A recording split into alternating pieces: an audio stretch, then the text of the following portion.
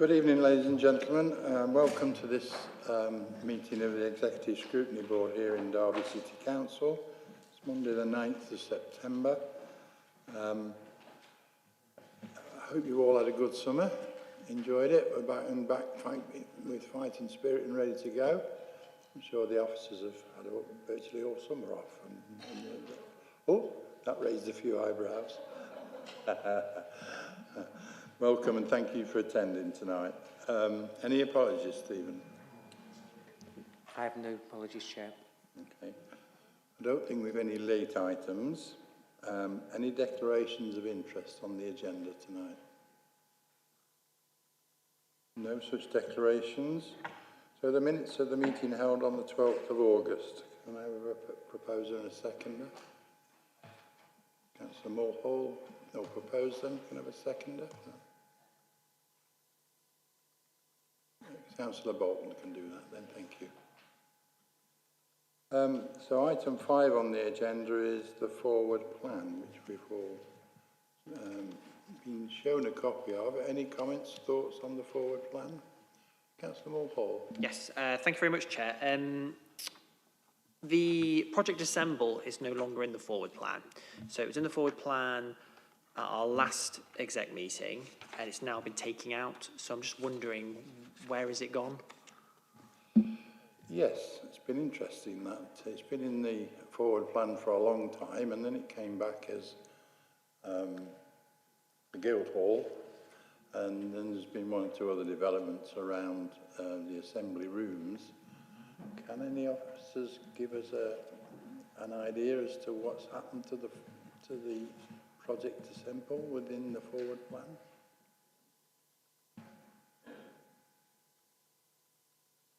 No? Yeah, no, that would be if we could get an answer as to where it's gone, that would be great. Because obviously I know the assembly rooms is obviously in the media and it's going to be quite a large project, but I think it's important that we on this committee understand what's happening with it. So maybe perhaps we could ask Cabinet to make it absolutely clear why it's gone out of the forward plan and what's replaced it, or what is going to replace it, or whatever. Yes. Councillor Kerr. My concern was also about what is not there, and it's not as specific as a particular project, but what we read later on our papers is that the council's finances are challenging. There are obviously some actions here relating to some of that, such as special needs, but that is only one very small part of the council. And if there are no other projects in the offing to help address the financial situation, then I think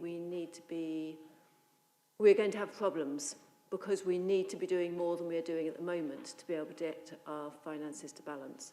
And I would have hoped to have seen some of those projects appearing in the forward plan. So I don't know what it should be, but I'm just worried that it's not there. Yes, good point, well made. There may well be some questions later on in the financial item around the missing of the financial savings for last year, 600,000 shortfall in the savings that were predicted for last year.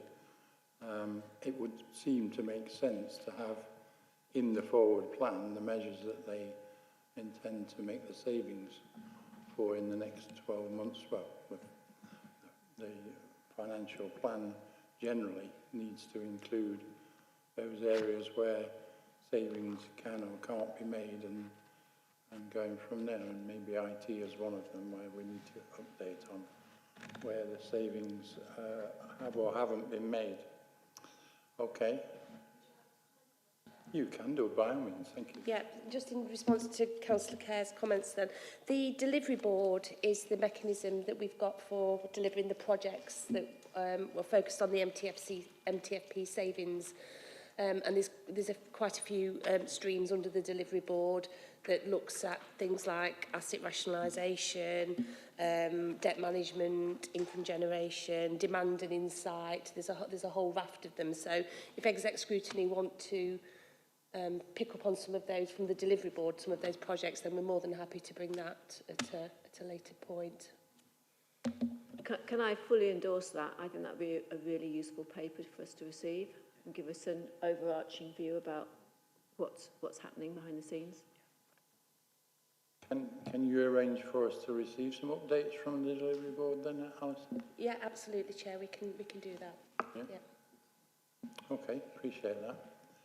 Emily, your timing's almost perfect. We're just on the forward plan, and the question's been raised as to what's happened to the item on Project Assemble. It's been on the forward plan for many years and doesn't appear to be there any longer. Can you offer any thoughts on why it isn't, what's happened, where it's gone, what's going to replace it? I'm afraid I can't, Chair. I mean, I don't lead on Project Assemble, so I wasn't aware whether it was on the forward plan or not at this point, but I can make inquiries and give you that answer. I don't have that information, I'm afraid. I just thought you might be as close as anybody here tonight to comment on it.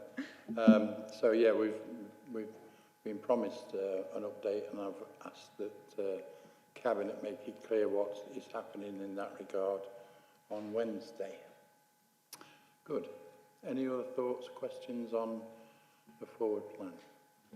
Chair, could I just, in response to the Councillor Kerr's point, we do also include monitoring information in the performance reports of activities that feed into the delivery board as well. So you will also see updates as part of the quarterly monitoring of those projects and programmes linked to the budget as part of the performance monitoring. Thank you, Sarah. Thank you. Moving on then, Council Cabinet responses to scrutiny recommendations. Again, it's included in there what the response was last time. I've just signed off the scrutiny, my part or our part of the scrutiny annual report. And interestingly there, the responses overall to recommendations made by scrutiny boards have only received 72%, well, 72% of the time the Cabinet have either ignored or not, or refused or declined the recommendation or taken no positive action on those recommendations, which is not good. We are a cross-party scrutiny board. We don't make recommendations lightly, and I take the view that the Cabinet should take more cognizance of what's said here, because scrutiny functions across the council are really important to be able to hold the administration to account. So I don't know if anybody's got any thoughts on that. Okay, well, I'll be taking that further myself anyway. So, and I've made comment in my part of the report on the subject, and we'll see how it goes for the next 12 months. Good. All right. Item 7 then is the agenda for Council Cabinet, and the first few items are those normally mentioned. Item 7 is our recommendations, if there are any to come from tonight, and the first key decision is the significant change in the SEND provision at Kingsmead and Markeaton Primary School. Who's going to take that for us? Thank you. I will, Chair. So the paper really sets out to Cabinet the request to consult with the public and with the parents of children attending both of the schools to make significant changes in the arrangements for SEND provision. We are required to request Cabinet approval to kick off any form of consultation or changes in the pupil admissions numbers to ensure that Cabinet have oversight of maintained school provision. So the first request is to consult to expand the published admissions numbers for Kingsmead Special School. This relates back to the paper that we presented at the previous Cabinet meeting that looked to expand Kingsmead provision via Castle, the site at Castle School. So it very much links to the two. We have over the last 2 years gone over PAN at Kingsmead and are therefore required to make sure that we do undertake a consultation for that. The consultation will be a published consultation on the council website, as well as consultation documentation going out to the parents of pupils at Kingsmead and local other special schools in our local offer. The second consultation is to request the formal closure of the enhanced resource base at Markeaton Primary School. This has come about for a number of reasons. Firstly, the reduction of children and parents requesting children to be placed in additional resource provision rather they be part of a mainstream school. And so we've seen numbers reduced. There's only been 4 commissioned places at Markeaton Primary, and we have only 1 student left who will be, we have no students left. The last student left last year. The request has come from the school. They feel that children's needs can be better met within the mainstream environment and would prefer their resources to be spent across the mainstream provision. And so we'll go out to consult again with parents of pupils at the school, as well as those interested parties, and a publicly published document to consult on the closure of that enhanced resource provision, ensuring that children's needs can be met elsewhere. Okay, thank you for that brief summary. I think as a consultation in response to the SEND issues that we've talked about quite a lot just recently, it was a subject that was highlighted in relation to the queries in relation to the previous paper. And because of the intensive and high level of interest in such provision, I think we commented and you agreed that the consultation is vital to be able to make these things happen for the best of all those involved. So I think it should be welcomed. If schools feel they're able to cope with special needs within the mainstream schooling, then I think that should be welcomed. And hopefully Markeaton Primary School can do that. And Kingsmead's future is a school that's been significant in the placement of people with special needs and needs to be sorted properly along with all the other fairly significant changes that are being planned. So any questions from committee in relation to this item? Or Councillor Kerr, yes, I'll come back to you. Thank you. Yeah, thank you. I'm really pleased that we're managing to teach children with visual impairments within the mainstream and probably at their local schools, because I do think that is best if we can be doing it. But I'm also mindful that it's not just the teaching that's important, but it's also the design of the school, for example, to have good colour contrast, to be able to navigate different parts, know where doorways are and things like that. And I'm mindful, because of that if we're now going to do that mainstream teaching, every school needs to be designed with that in mind. And that is the responsibility of the governors and the leading staff in each of those individual schools. So looking at the tenor of what we're going and recognising that we do have still some specialist expertise in the middle, but that in the centre, but that needs to be available to everybody. Could we ask for Cabinet to ensure that appropriate training is available for senior school leaders and governors on this matter, because they don't have a lot of money to spend on their estate, on the buildings, on the grounds, and therefore they need to have awareness of that before a child starts at the school. That's my first point. My second point is a presentation issue.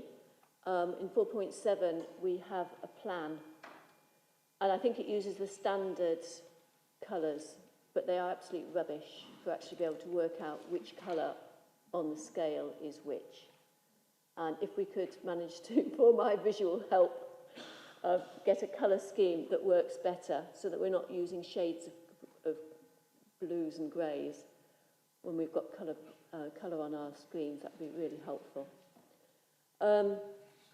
Okay, is that unique to this report, or is it a general? General, whenever we have issue? a graph, if we can have brighter differentiation of colours, it's useful. Perhaps something Stephen could take up, or I don't know how we'd address that across all the different departments.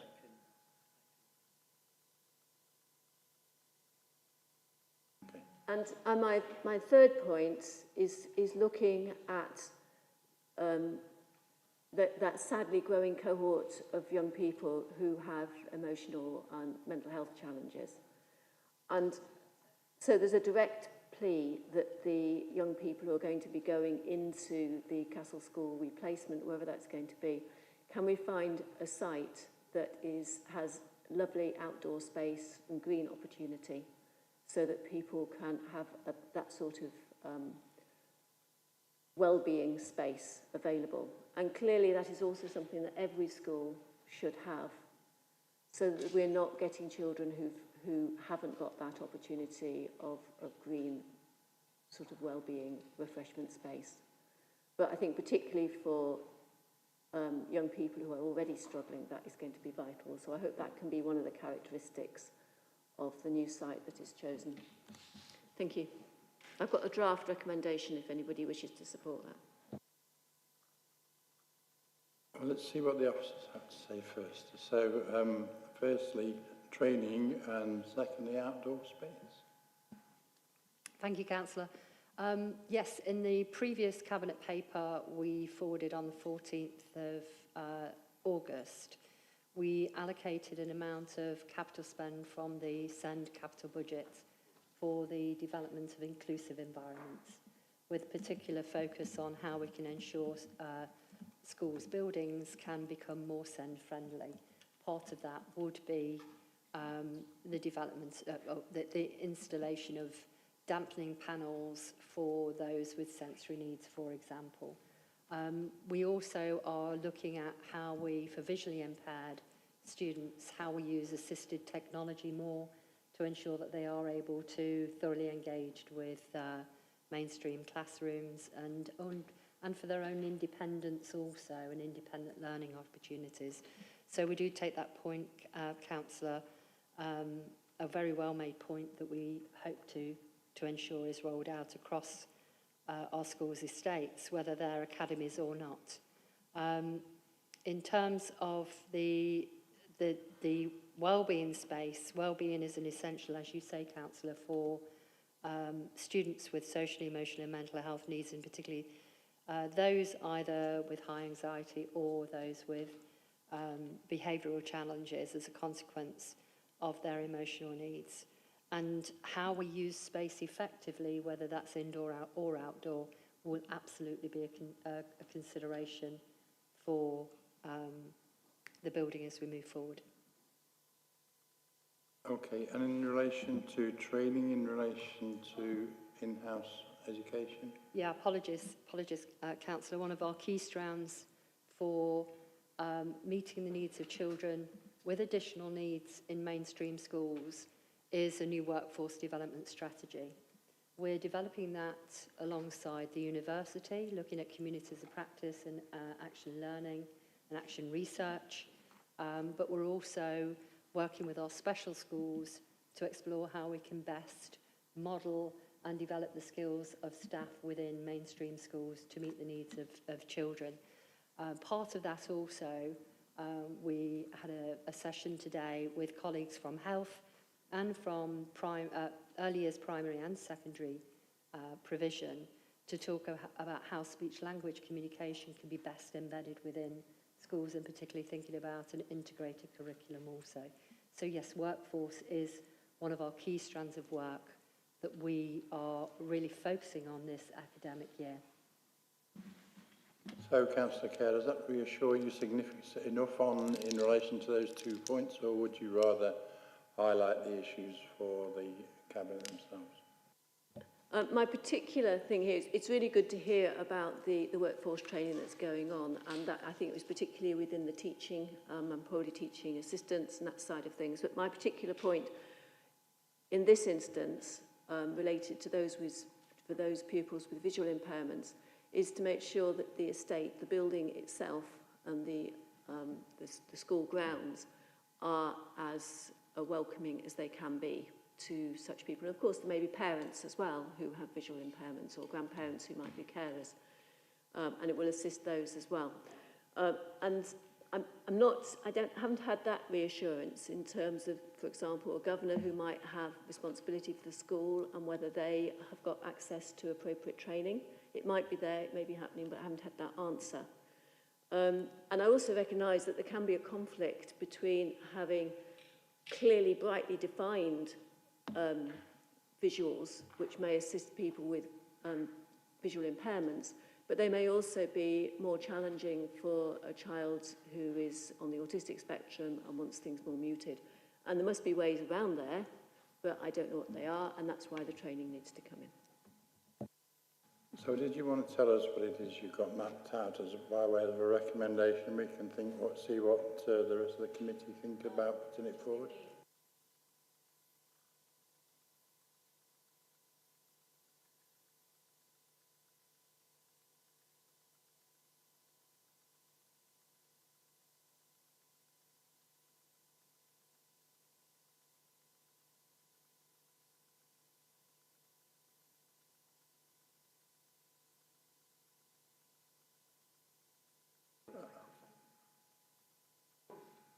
Sorry, I'll say it again.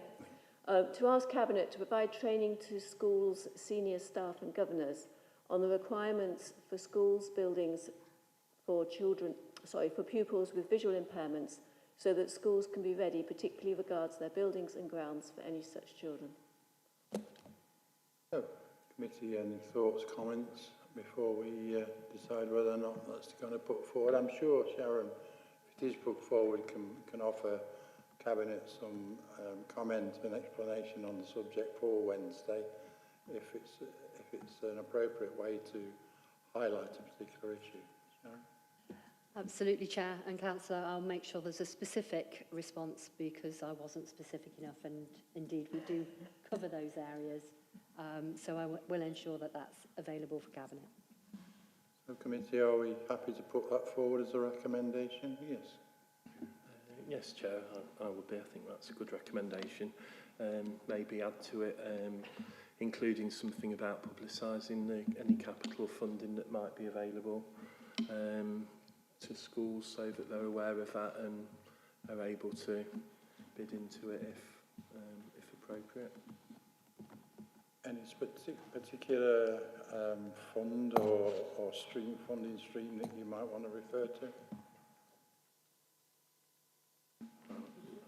I'm not sure which particular fund. Is it the capital schools general capital fund? No, it's not general, it's special education. Yeah. But this, hang on, I'm wanting schools to be able to spend their own capital in a way that will be supportive of that they can be supportive of a child and their school already be available, be suitable for that child with visual impairments, or for adults who are there as well. So if I put onto that, I think the capital highlighting that is really important. So if I get particularly regards their buildings, stroke grounds for any children with visual impairments, so that best use is made of their capital spending.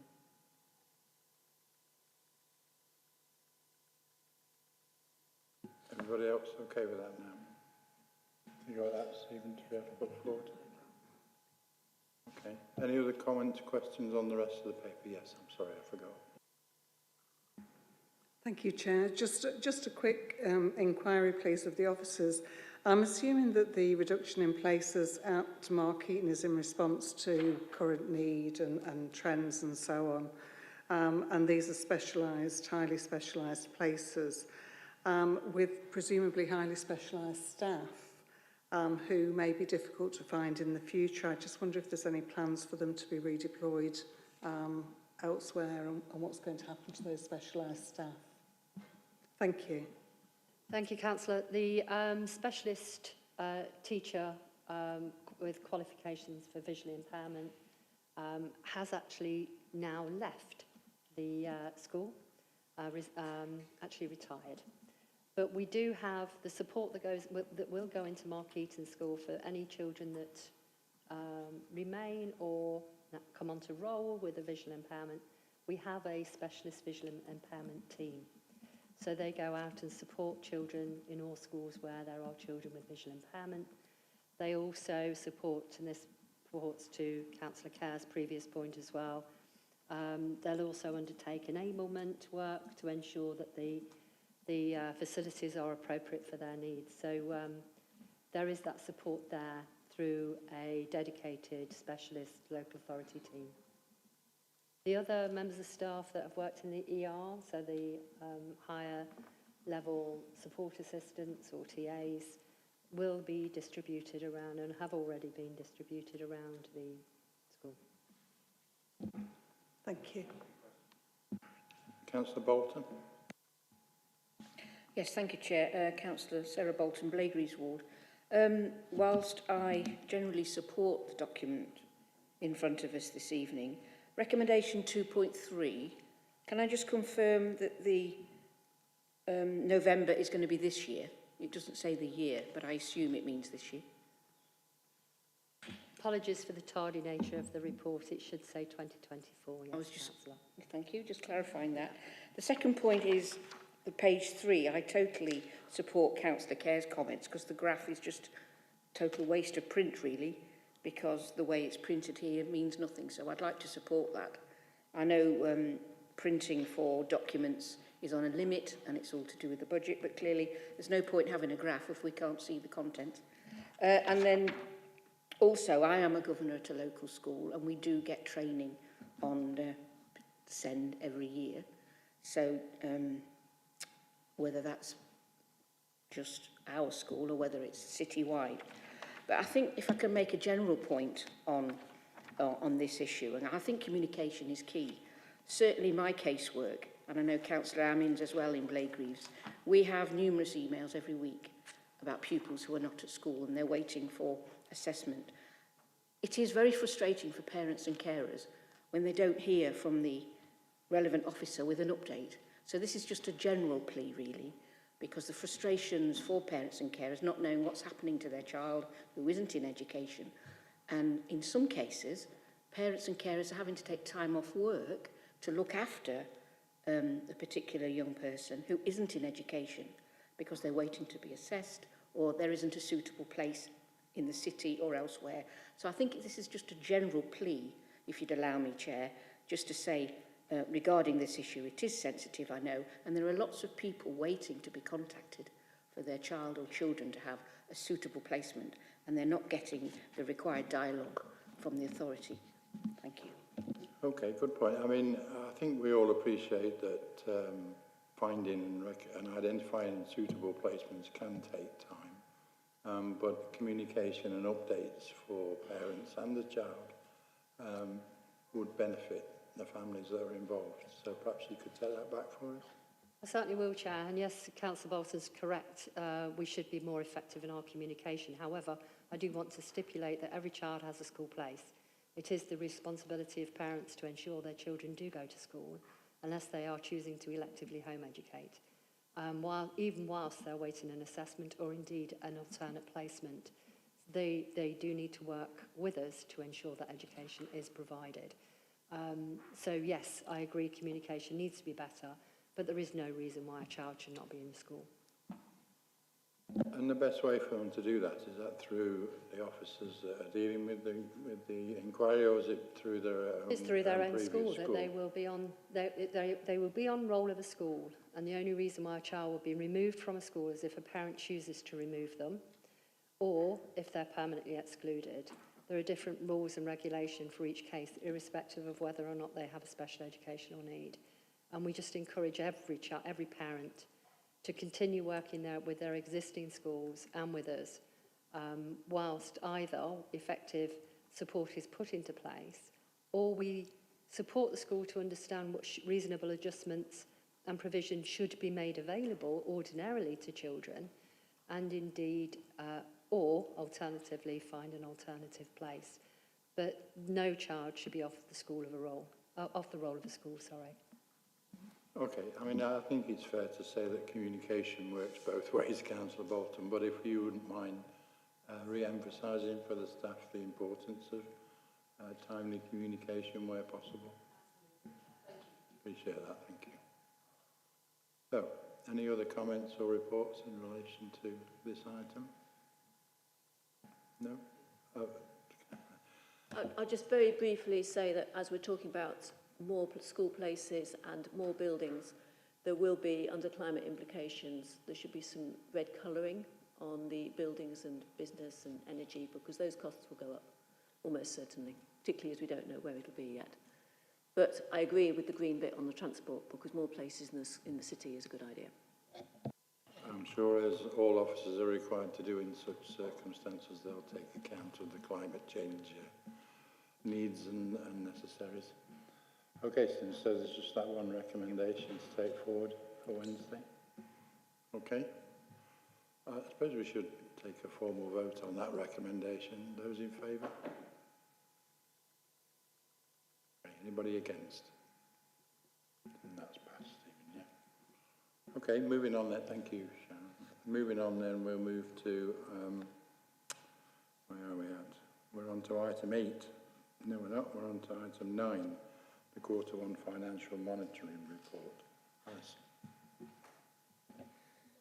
Thank you, Chair.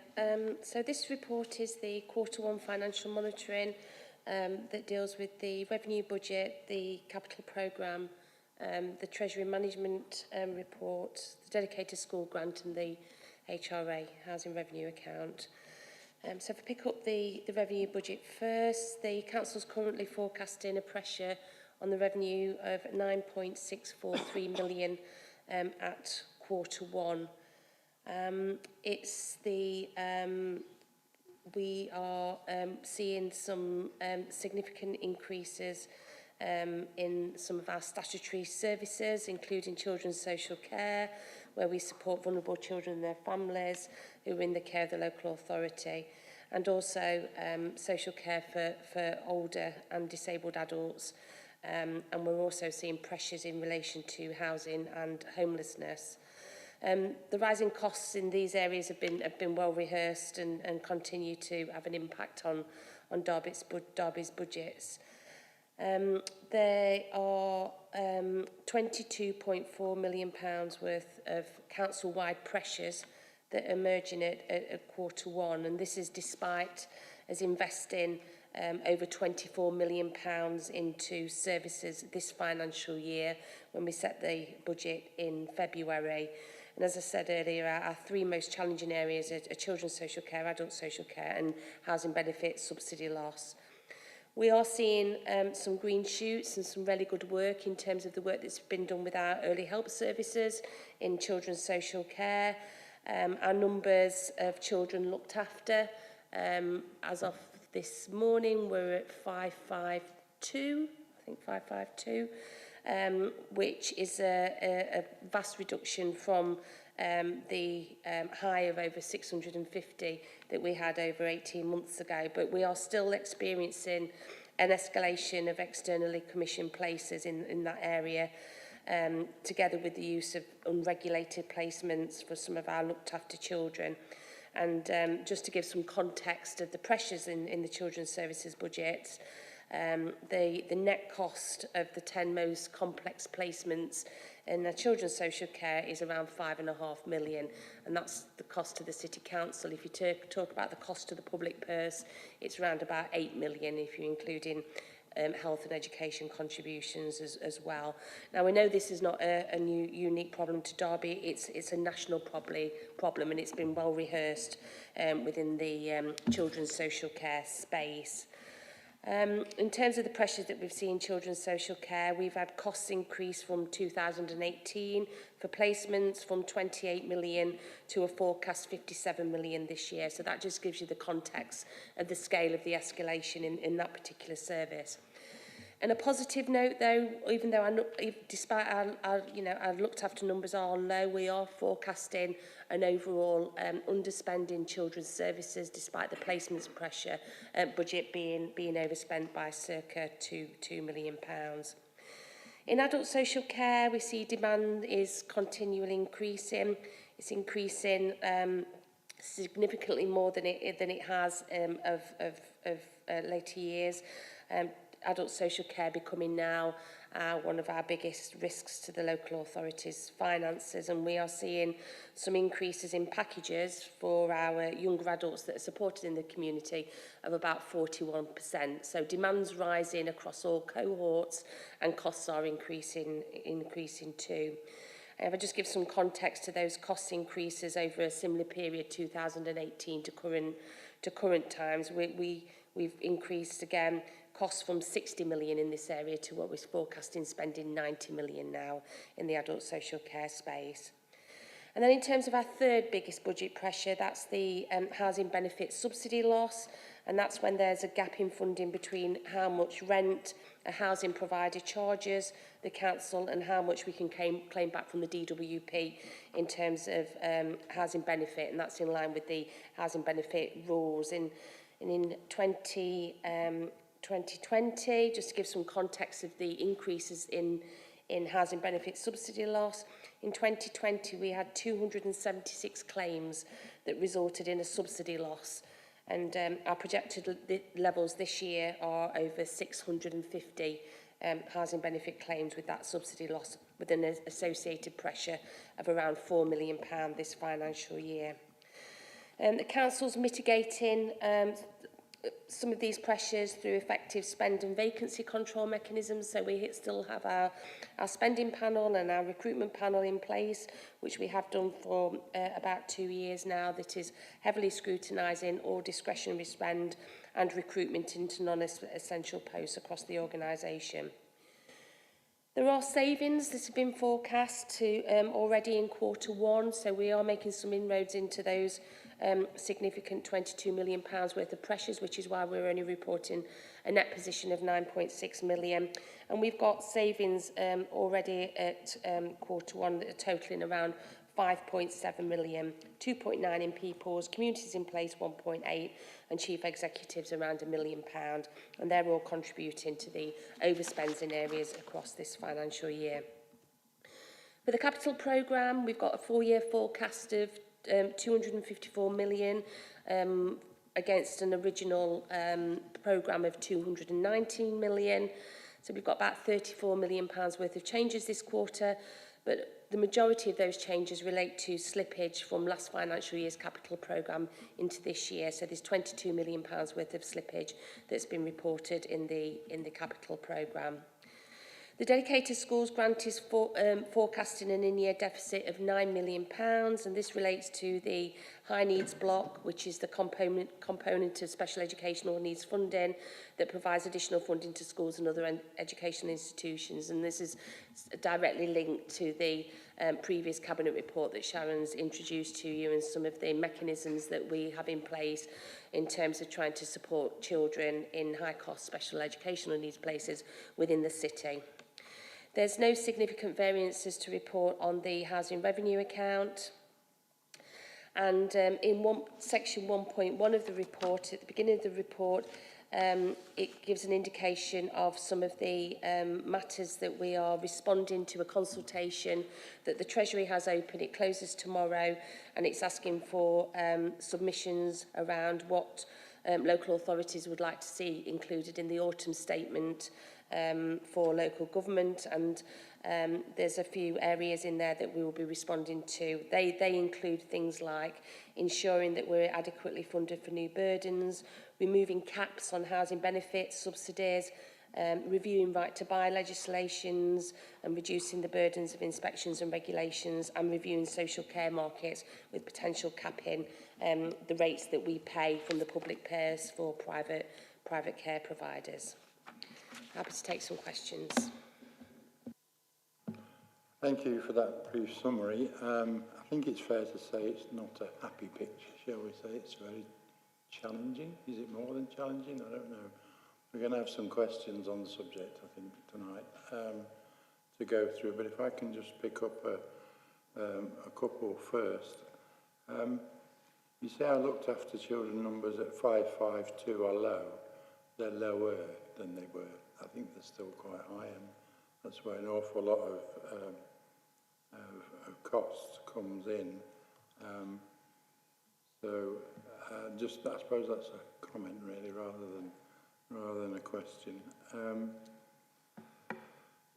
The high needs block, and I know you just said that the previous reports from Sharon and the department are intended to address those, but in the government consultation, and aside from asking for more money, I'm sure we should be asking for more money for specific reasons, and I'm hoping that send expenses in those regards have been part of that consultation. I'll take it first and you can comment. Absolutely is, yes, and I suppose in the SEND field we'll be lobbying for the continuation of the statutory override, which currently removes DSG deficits from local authorities' balance sheets, which expires in 2026. So that absolutely will be one of the items that we will be lobbying on for government to consider. And if Shannon's got any more comments she'd like to add.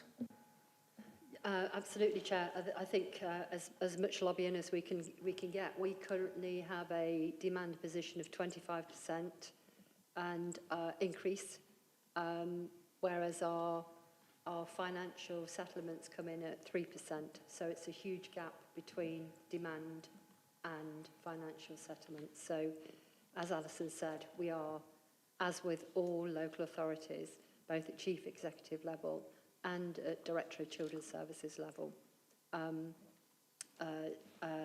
requesting the effective increase in budgets. You mentioned the word all local authorities, implying that they're all mostly suffering the same sort of pressures. And previous briefing house, and we talked about this, and just begged the question: what do we do in terms of comparing ourselves with our comparator, what local authorities and near local authorities, to identify if we are out of kilter with any of the others?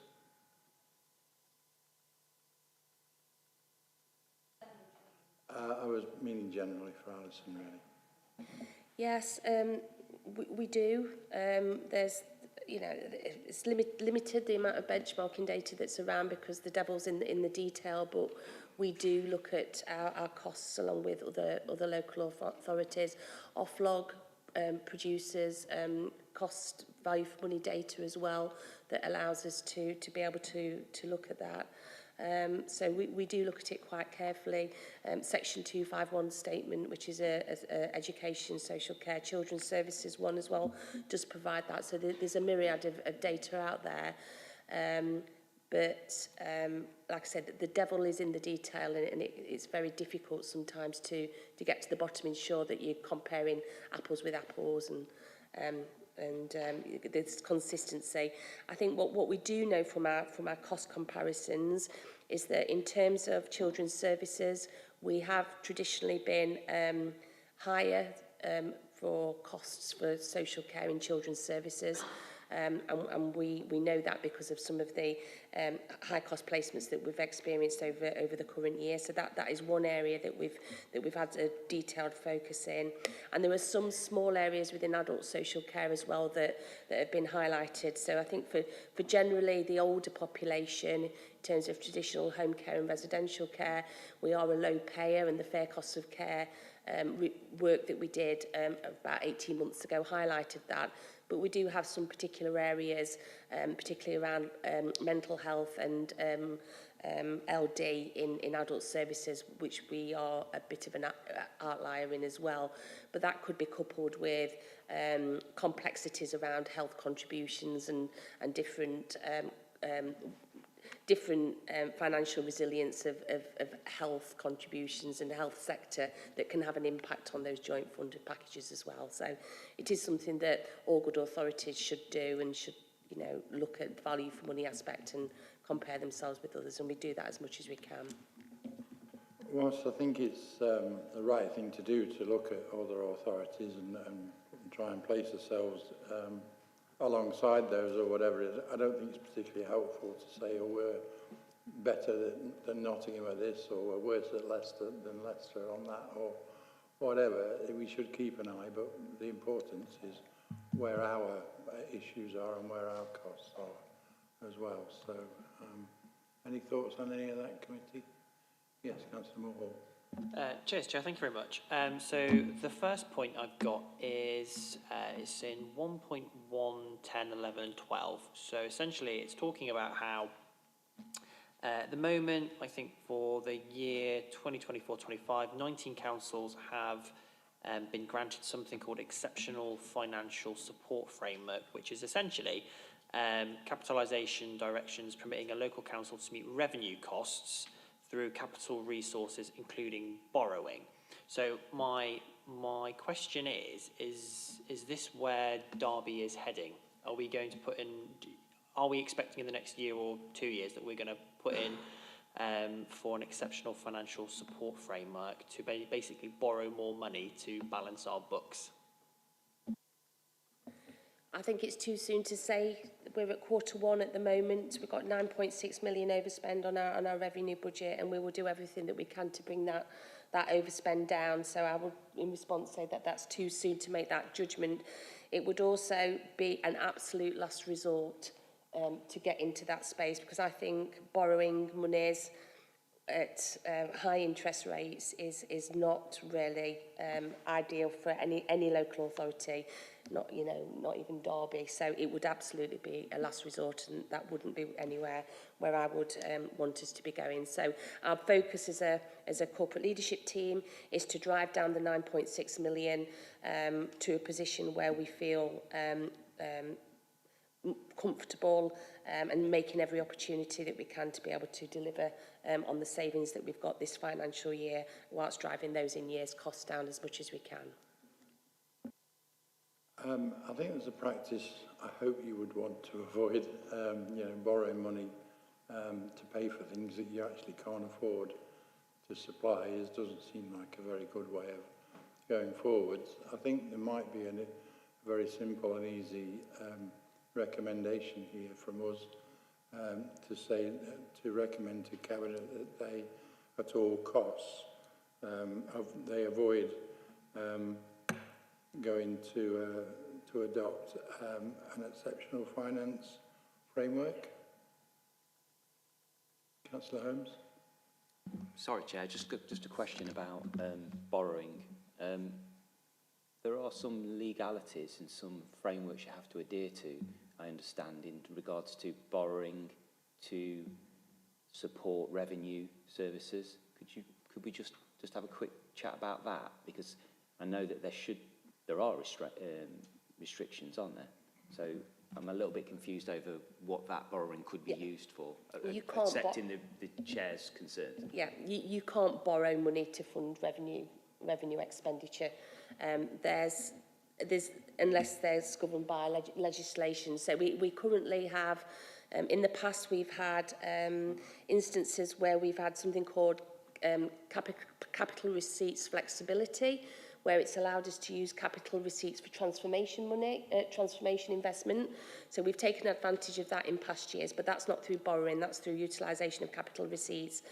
But the issue that we're talking about here in terms of exceptional financial support, that is not something that generally a local authority can do. It has to be done with the permission of the Secretary of State to allow them to borrow for those purposes. And you're absolutely right, borrowing for day-to-day activities is not, is not a good way to conduct the finances of the authority. I think in some of the instances where we've seen the exceptional financial awards granted for those 19 authorities have tended to be in most cases where they've had one-off expenditure that they've had to incur that's put them into deficit. So Birmingham is cited is a good example of that, where they got equal pay bills, or they've got a new IT system as well that it was one-off costs that they were incurring. So I think the majority of the ones that have sought that assistance has been around one-off costs that have been too significant for them to consume within their revenue budget. Councillor Mulhall, have you got a form of words to put forward as a recommendation? Well, let's ask Alison, how widespread is it as a policy, as a way forward being used by council?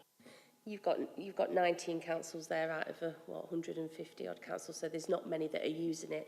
It would be interesting to see what happens over the course of this autumn once we've understood what's rising from the autumn statement, and obviously the finance settlement for local government in December. But it's very, very rarely used as a sector. It seems like it's a bit worrying that it seems like it could be a way of staving off a 114 situation. I think they go hand in hand. I think the ones that have had them have probably, some of them have issued as section 114 as well.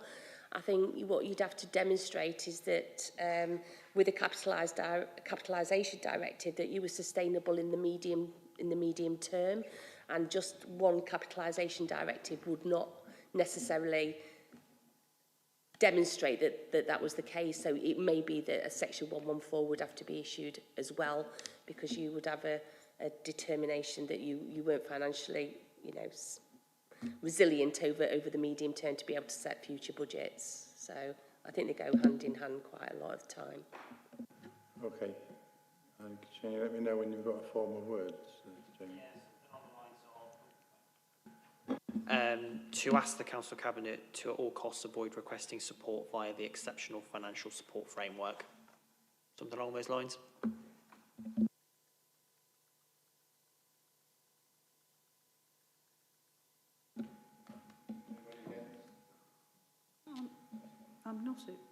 I'm not sure what's the efficacy of that. I think we've been preemptive somewhat.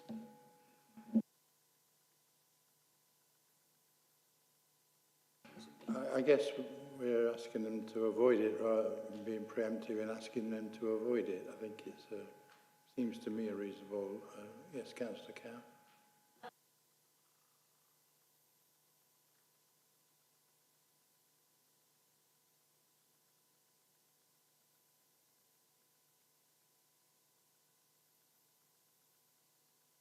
I'll just deal with Councillor Holmes and then come back to you, Councillor Cow. Just to add context, I thought, my thoughts are that we're expressing concern that such a mechanism will be used, and we're recommending that it should be avoided at all costs. I mean, that's the sentiment of the recommendation. For me, it's completely valid. Councillor Kerr? Thank you. I'm like everybody else, I really wish the council wasn't in this position because it is so challenging. And the only way I feel we're going to get out of it is with the help of the people of Derby. There are solutions out there, and we have been seeking some of them, and we've had some success in some of them. For example, in the fostering situation, which is showing improvements, and in some of the cooperative sort of support that we're working through the local area coordinators and those sort of people services. And I think we need to build on that, and I think we need to be braver about asking people to help each other, to help themselves and the city. Because I think there is a certain mindset that says the council will provide, but the council is not in a position to be providing because of the finances. And therefore, it's a matter of saying, how can we, as the council, set up the systems to enable the wider community to support each other? For example, we have shared lives.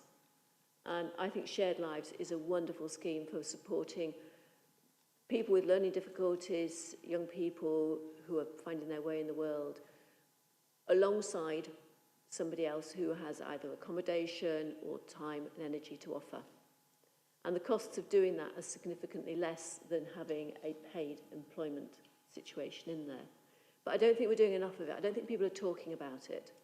But it's the same, it's similar to thinking about fostering, where you're looking after a child who needs support. And I think it's something that people can offer, people get remuneration for, some people would be able to offer that, and it would provide solutions. And you can go, there's also something called Shared Lives Plus, for example, where it goes one step further, and it might help solve some of our housing needs as well. But we're not talking about it, we're not expanding it, maybe we're not putting the resources in to enable it to be happening. And I think that these sorts of community-based solutions, to provide solutions for the community in Derby, we need to explore more of. Another one that comes up is the situation within recycling. Yes, our recycling levels are going up, and we've got that in the later document. But are we really pushing, educating, encouraging people to not have 19% of our blue bins contaminated, which is what it appears to be from the stats later on? We need to be educating people about how they can be helping the city to help itself. And I think there's a change of mindset, and I think it needs some leadership, and I think it's achievable. But it's not achievable overnight, it's a learning process, but if we never start it, we'll never get there. I take your points entirely, Councillor Kerr, but I'm not sure it's entirely financial. There are financial implications of everything you suggest that we can do, but these things are community engagement and community involvement being looked at in a number of places, including the council plan, and I think maybe that's where we could address some of these ideas in relation to empowering the communities and the people to get involved and come forward with some ideas. So unless you've got something specific, I take your point, but I'm not sure it's entirely relevant to this quarterly update. Chair, through you, you're absolutely right that this is not directly financial, but the outcomes, if we are successful at it, are financial. I'm sure there are. And that's why I raise it under the finance paper. Okay. Maybe we could look at other ways of addressing that more on a more general nature. Anybody else want to come back on this particular one? Or can we agree that recommendation then? I think we'll get Councillor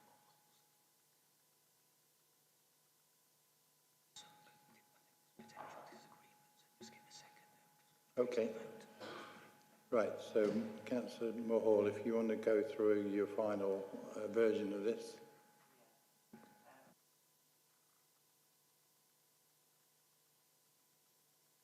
Apologies, it's still stuck in my outbox, it hasn't quite sent to you. So I've just said that this committee has deep concern and reservations around the use of the exceptional financial framework and to ask the Council Cabinet to at all costs avoid its use to balance Derby's budget deficit. Maybe that should be some authorities' use of, okay, rather than, because it's suggesting that we're actually thinking about doing it, okay, or we are doing it or something like that. So it should refer to some other authorities in that okay, context. Yeah, I've tweaked it for you. Tweaked it. Yes. Did somebody want to come back on that? No. Are we happy with that then, as a committee? Oh, we need a seconder. Councillor Holmes will second it. And go to the vote. Who's in favour? Anybody against? Okay, that's passed then. So that's 5 in favour, Chair. You can put 6 if you like. Right, moving on then. Going back to your initial comments, Alison, one set of numbers that either I hadn't seen or had escaped me was in relation to the housing benefits subsidy loss. And the figures that you quoted from 2020 being 276 to now being at 650, and the cost of that. Where are those from? Where are those 300? Where's the doubling of those costs come from? Where is the doubling of those numbers of people involved come from? So these will be individuals and families that are potentially homeless, where we will be seeking to accommodate them in sort of non-regulated social housing. So the housing benefit subsidy loss will arise where we'll be using things like bed and breakfasts, hotels, Airbnbs, where we probably would have been able to accommodate either within our own housing stock, or the numbers were low enough to be able to accommodate within social housing providers. The numbers have escalated for a number of reasons. I suspect the cost of living crisis has contributed to that. So we are seeing presentations of potential homelessness increasing significantly. So our response to that is using alternative accommodation, which I get that in those circumstances we can only claim part of it back, can't we? And that's what these costs are about. But for me, it seems like a double whammy when we're talking about the cost of homelessness being so much, and then the extra costs of housing benefit subsidy loss. That it's a double whammy in effect from homelessness, yeah? Absolutely is, yes, and that's why we are lobbying government in relation to policy changes in terms of things like right to buy legislation, but also the way that the housing benefit regulations work in terms of the penalisation that they have on local government in terms of capping those rates for housing benefit. And the other query I've got is I'm aware that we've received various and substantial grants in relation to homelessness in particular. That's not going anywhere to go towards covering the costs, or what's happening with that? I'm not close enough to what services they provide. I don't know if any colleagues can, but it's not in relation, it doesn't cover the costs of housing benefit losses. It's more around homelessness services, not housing benefit related. Okay. I think there's some other questions that might well be coming forward. Anybody got anything else? Councillor Holmes? Thank you, Chair. Just a quick one. 4.1.20. Communities and Place Directorate, a net additional income of 362,000. I'm just intrigued what that actually is. I couldn't find it in the report unless I've missed it. It's detailed in the paragraphs below in the report there, Councillor Holmes. So 285 of that is in relation to bereavement services and trading standards, where the income's exceeded the budget. And then there's some in relation to car parking and parking services as well. Is that? Okay. They don't add up to that, though. I thought they were separate. Am I confusing myself?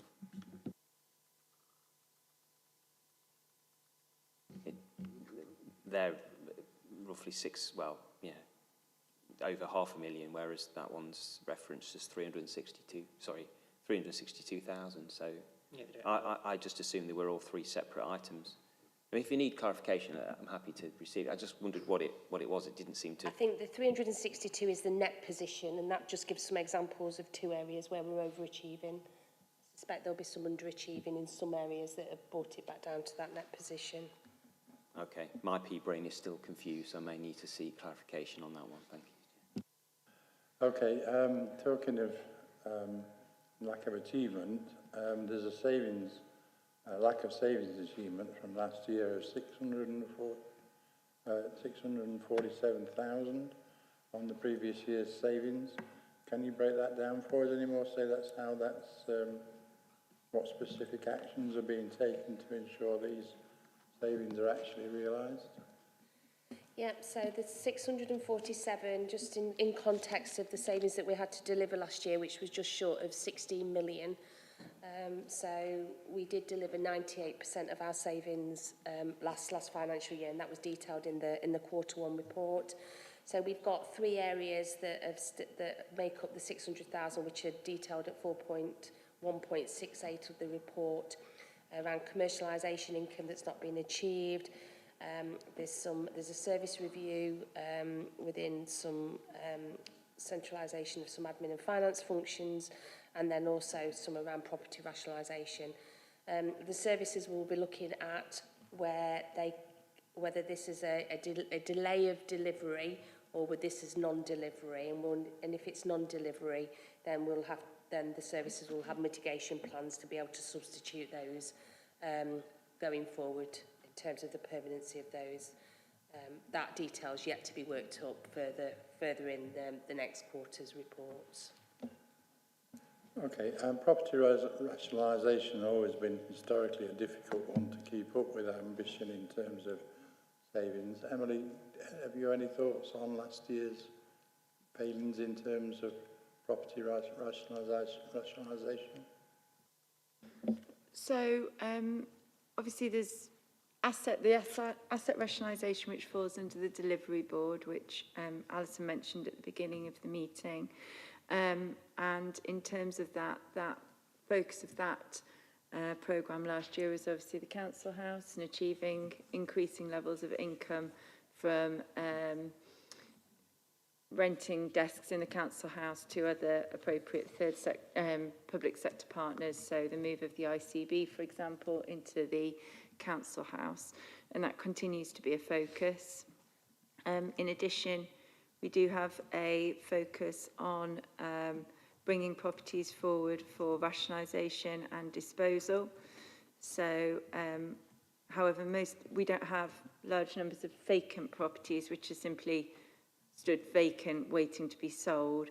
Most of those properties, of our properties that are on our disposal list, currently have a use or are a home to a service, and therefore the programme focuses on the finding the best location for those services, consolidation of those services to free up properties to allow onward disposal.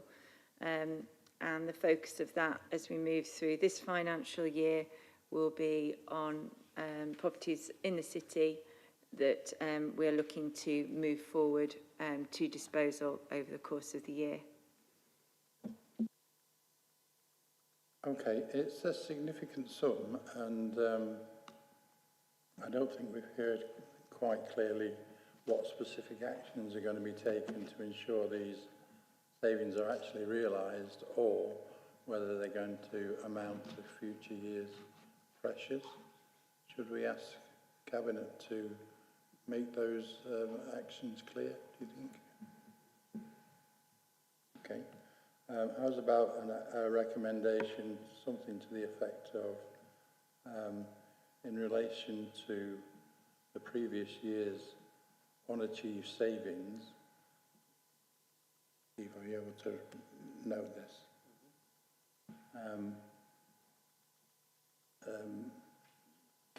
Will Cabinet specify what actions are being taken to ensure that these savings are realised, or will these savings amount to future years' pressures?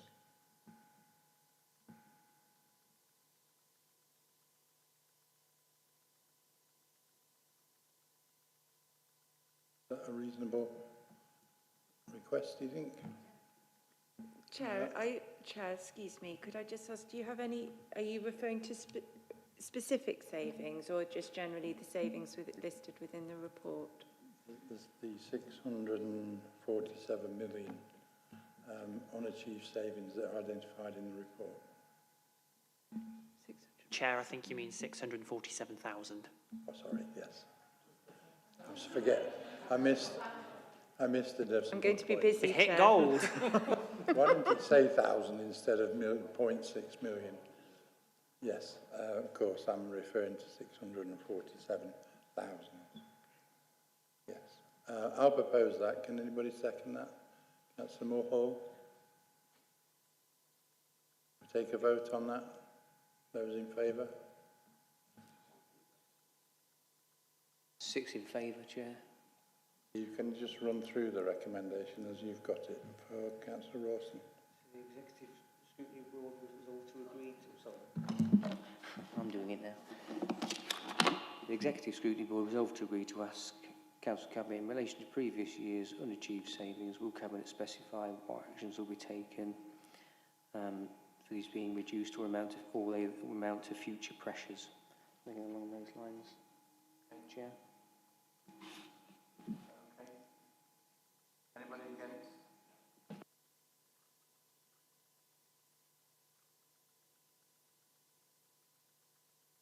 Okay, any other further questions? Yes, Councillor Holmes. Just a quick one. I get it now. Apologies. Net. That was the key word. Councillor Moorhall. Cheers, Chair, thank you very much. So this question is about the reserve. So at the moment, we've got a general reserve with a forecast balance of 2.471 million. And my question, and obviously it states here in the report that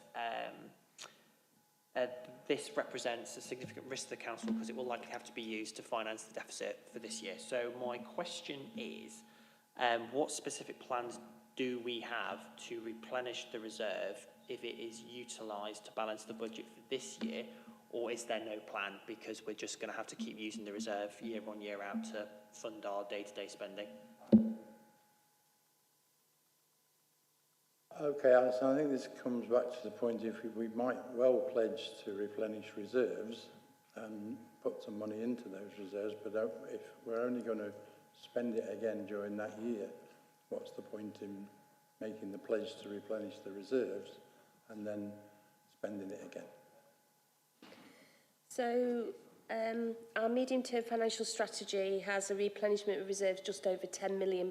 That was our strategy last year over the course of the next 3 years, of which this year, so 24-25 was the first year of that, where we put £4 million back into reserves, and we're proposing to do another 4.5 next year and 2 million the year after.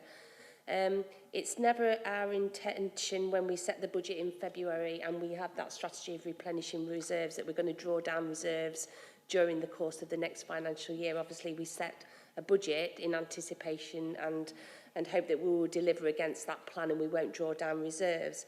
However, in the event of this year, if we are not able to mitigate all of the 9.6 million and we do have to draw down reserves this financial year, then we'll review the assessment that we made in our medium-term financial strategy around that 10 million, and we'll have to increase that contribution over the medium term, because it's my duty as 151 officer to make sure that we have adequate reserves going forward. And my recommendation would be for those general fund reserves to be around 3 to 5%. So we'll be reviewing that as part of our medium-term financial strategy as we go through the course of the year, and we get a better understanding around if there are any new pressures emerging, because obviously winter is quite a risky time in terms of social care budgets. So Q2 and Q3 will be really important in terms of making that assessment.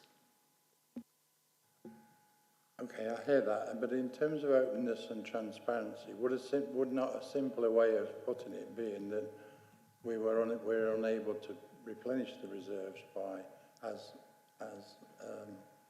anticipated, by £4 million, and then we wouldn't have to,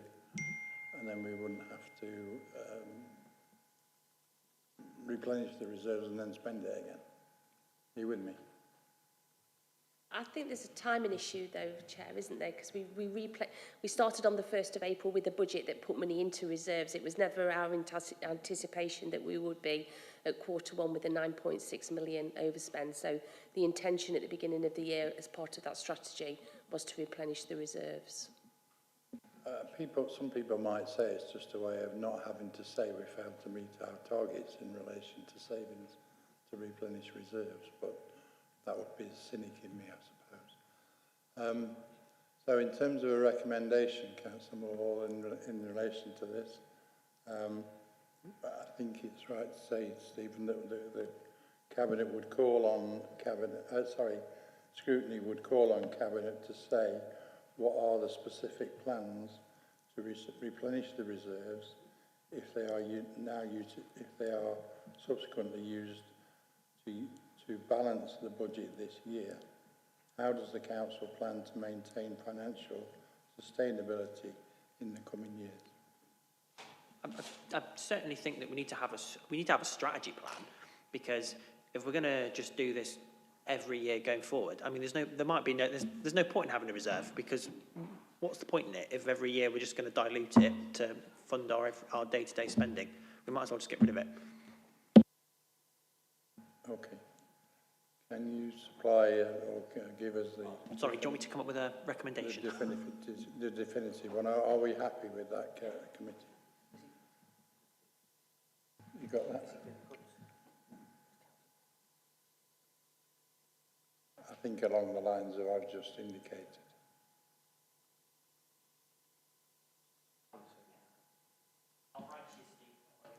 Okay, I'll take Councillor Kerr whilst you do that, if that's all right.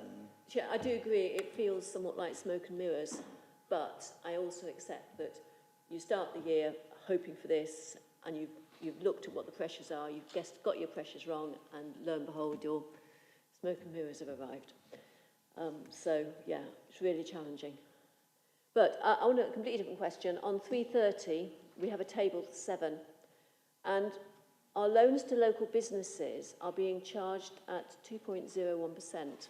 I agree, this is 1/10 of the potential value that you've just talked about, Chair. But why are we making loans at that level? Why isn't it tied to something above base rate, so that it's flexible and we actually get a bit more return on that? Poor Derby Homes, whom we are owning, we charge them 5.4%. So we treat people who aren't us better than we treat ourselves. And I just wondered why we're so low. They will be historic loans where that would have been the rate that's agreed at that particular time. We don't lend to any organisations at a loss. There will be historic loans. Chair, can I suggest then that if we're making loans in future, we don't make it a fixed rate, but we tie it to the UK bank base rate, so that if it does go higher, we can have a more reasonable How are those rates investment? currently decided,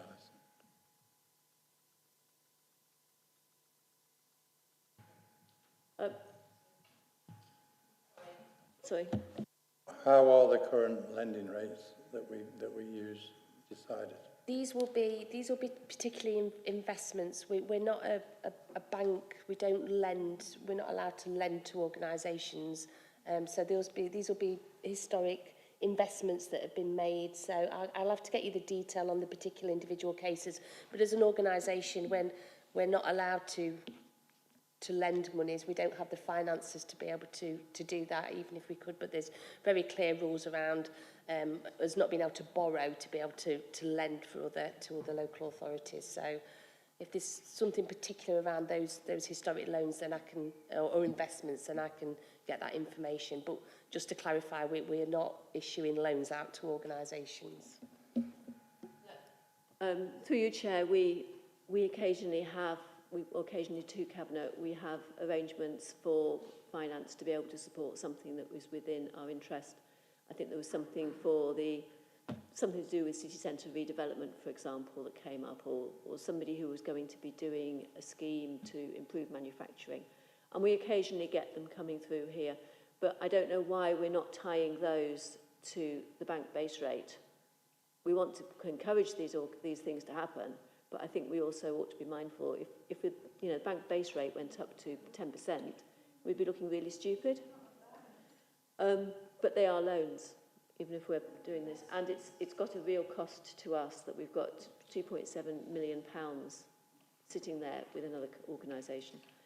But also, I think in terms of business support funds that are available to the council, they're dealt with separately, but they're competitive rates, but not. But whether they use the base rate or not, I think 2% is very competitive. they still need to recover the funds and account for unpaid loans and failures, etc. So these will be the Ascend grants where we support small businesses and the DEGF things. These are not general loans given to businesses. No, I accept they are not general loans to business. We are not a bank, but there are things that we do to support economic development within the city, which do mean that we are giving money to a third party with a financial arrangement to achieve that. And I'm just questioning those financial arrangements. I'm sure if you want to follow that up with Alison, you can do. I think we're just getting a bit sidelined here. The first point, Chair, in that is talking about directly owned investment property. And I just want to highlight that some of the property we own is giving us a return. And therefore we need to bear that in mind when we also talk about our selling off of our estate.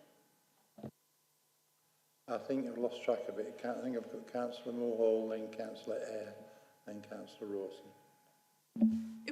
Sorry, Chair, it was just to pick up on something that Alison said. So we don't give out loans. Well, don't we give 130 grand to the quad?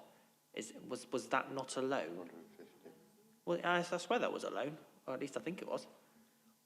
Yes, it was a loan. It was a revenue loan. We don't borrow significant capital monies to give significant loans out.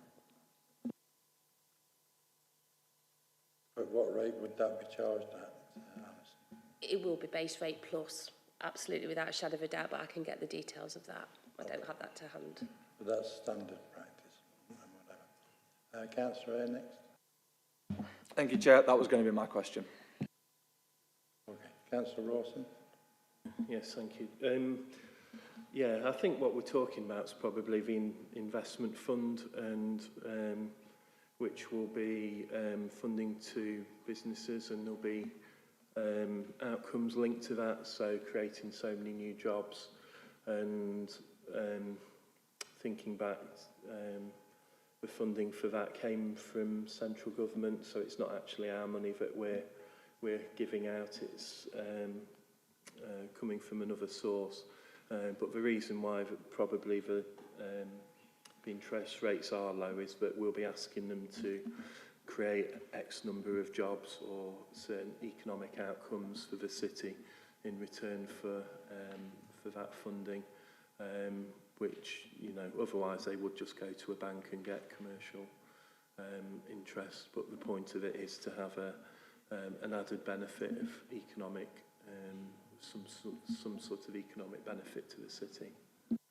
Yeah, I think you're right. There are some quite stringent controls and conditions in the loans that go forward, and they are specifically done in a very formal way.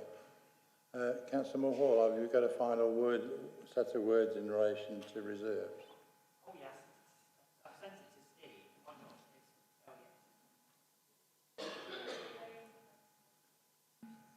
What was it in relation to? Sorry. Yeah. Do you want to come forward? Right. So I've just Sorry, said. just hang on a second. Thank you, Chair. I don't know whether we're missing the point here. The question that's sort of been put is that what is the point in having reserves if they're called upon?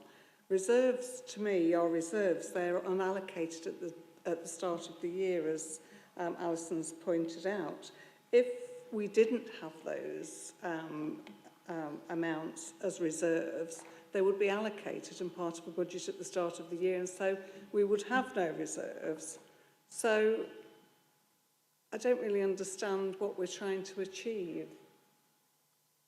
Well, perhaps Does that make sense? If we hear the recommendation as suggested. Okay.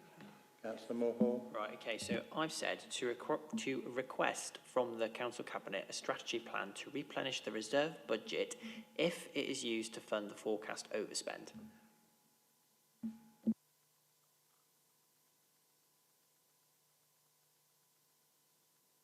In other words, if you do use it to replenish the forecast overspend, what are you going to do going forwards, is the question. So I'll put that to you recommending that. Any seconder? Yes, thank you. Take a vote on that. Anybody against? I was 6 in favour, Chair. 1 against. Right, moving on. Yes, Councillor Kerr. On paragraph 3.42, table 12, we have maturity structure of borrowing. But the forecast positions, I think, is giving the percentage not for up to a particular number of years, but within that band, because up to 50 years contains only 0.19%, which would suggest that there's 99.81%, and in the previous category of up to 40 years, and therefore it doesn't comply. So I think we need to, when that table is reproduced next time, I think we need to get the numbers looked at. Perhaps you can, Alison's not quite clear on what you're trying to, the error that you're pointing out. It says that there's an upper limit, the table has an upper limit regarding our strategy, so up to 1 year is that we shouldn't have more than 25% in up to 1 year. We have 8.94, which is fine. Up to 5 years should be less than 30%, 13.02 is what it gives you. However, up to 10 years, it says it should be not more than 50%, and that number is 10.13, which is not the total of everything that was up to 5 years plus 1 year as well. And by the time you get up to 50 years, it should be 100%, because we wouldn't normally borrow for more than 100 years. And actually, the category for between 40 and 50 years is 0.19%. So over 40 years, it's well spotted if it's not clear, but I think it's a minutiae, which I'm sure but you can it would work mean out that with. it changes the complied with status from a tick to a cross,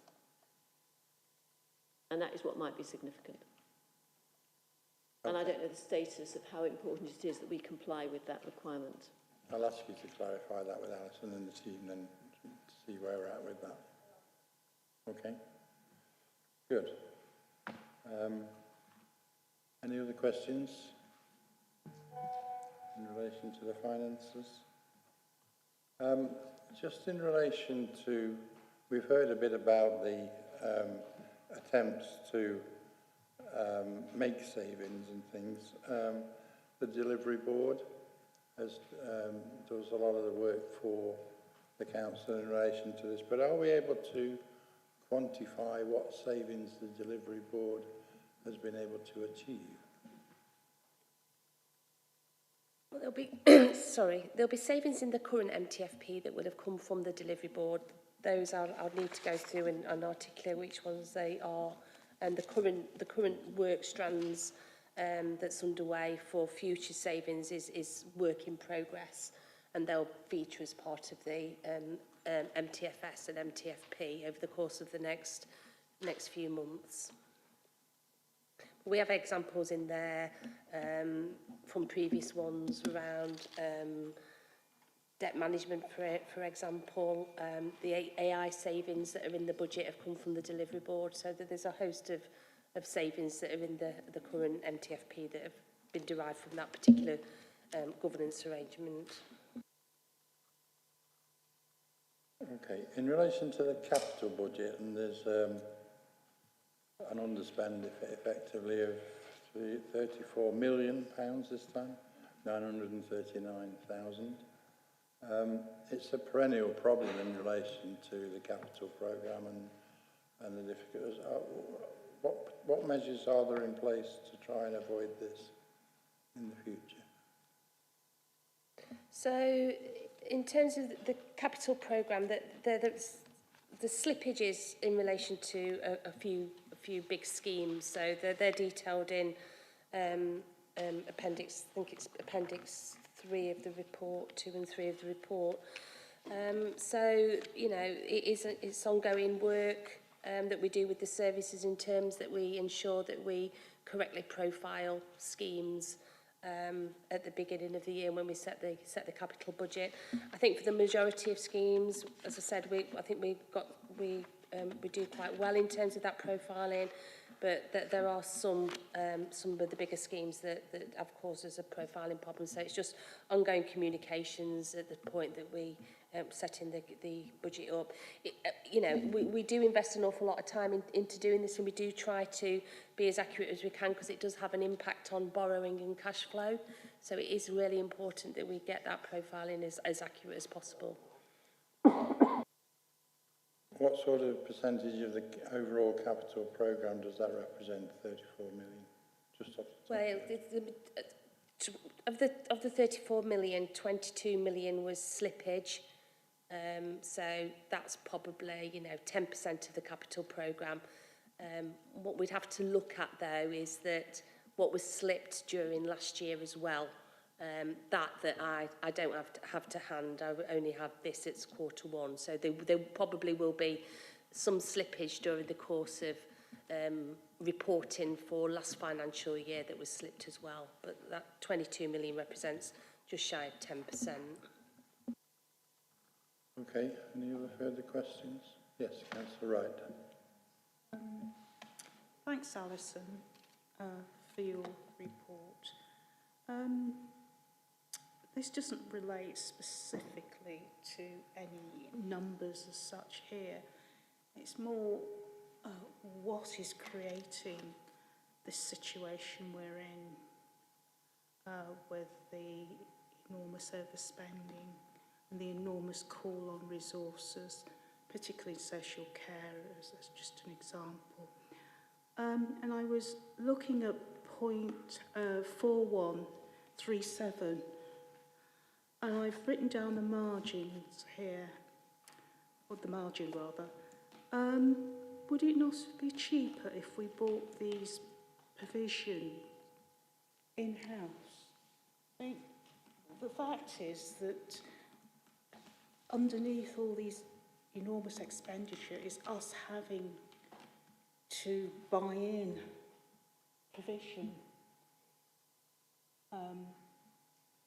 which really puts us in perhaps a double-bind situation that we're at the mercy of the market. So I think it's impossible for us to provide majority of its care would be impossible for us to provide all of that ourselves. I think where we think that we've got where it's cost effective to do so, we try and do that. We've got some really good plans, for example, in the children's social care space. We've got a small residential homes project where we have been securing properties to place complex children, working with partner agencies to be able to support those young people.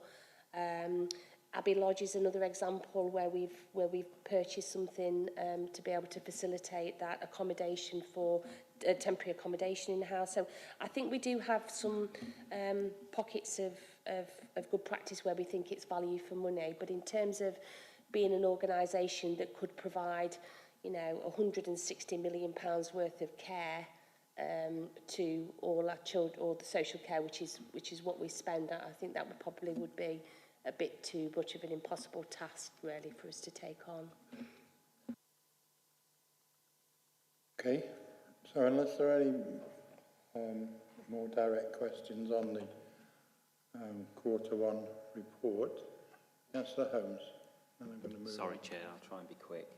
4.139, it says pressure for Part 4, the age of fleet. It doesn't quite make sense. I'm not quite sure what that means. It's a £546,000 pressure for Part 4, the age of fleet. It's parts. Oh, parts, as in physical parts? Yes. Right, thank you. And also 4.159 talks about a £420,000 underspend, mainly due to the price of fuel, or the pump price. As we know, the previous government froze fuel duty and more recently reduced it by 5p. Now, the expectation next month's budget is probably, by all accounts, a 10p rise. given that the cost of fuel seems to make a really significant difference in terms of underspends and overspends, do we know what that kind of increase would have impact-wise on that underspend? Would it, say, a 5-10% increase make a huge difference, and we're going to see this jump up into a pressure? We'd have to do the modelling based on that, because of course we've got utility costs as well that we entered into a new contract in October, and they're they fluctuate quite a lot. So no, I don't have the answer to that particular question, but you know, these will change over the course of the next, you know, rest of the financial year. They're only forecasts and predictions at this point in time. And there will be an assessment done in each similar case where costs change, I presume. Okay. If that's the case, if that's all, then I'm going to move on to item 10, which is in relation to compliance with contract and financial procedure rules. It's the inclusion of 147,000 in relation to a couple of artificial pitches at Springfield, which I understand is 106 money, and probably very much welcomed by Oakwood local councillors. Unless there's any questions or you wanted to expand on it, I think that probably would be acceptable. Okay, that's fine. Which leaves us just with an update on in relation to performance monitoring. Sarah, who always has to sit and listen to everything else first. Maybe she would give her an opportunity to come on first one time and deal with it that way. Sarah. Thank you, Chair. That would be nice. I do remember the days when I used to get brought forward as part of the agenda, although I learn a lot sat through everybody else's items. So, Sarah Walker, Head of Strategy, Performance and Partnerships. I'm here to talk about Q1 performance, so obviously covering the period from April to June of 2024.